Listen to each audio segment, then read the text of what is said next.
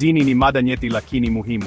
Leo tutazungumzia ukweli wa msingi kuhusu dini, bila upendeleo, bila ubishi, kwa hekima na uelewa.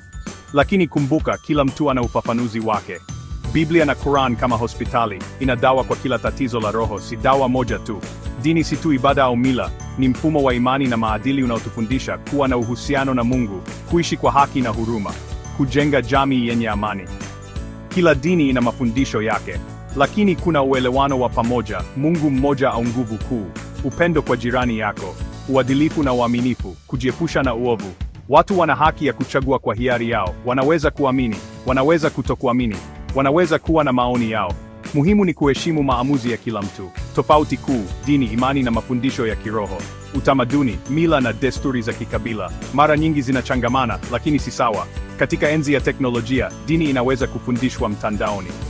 Watu wanaweza kushiriki ibada kwa video. Utafiti wa kisayansi na imani vinaweza kuishi pamoja. Dini ni mada changamano ambayo kila mtu ana maelezo yake. Hebu tuishi kwa heshima, tukijifunza kutoka kwa kila mmoja. Subscribe kwa mafunzo zaidi ya maana ya maisha. Lakini kumbuka, Biblia au Quran, kituo cha hekima, si desturi ya binary. Una maoni? Andika chini kwa hekima na heshima.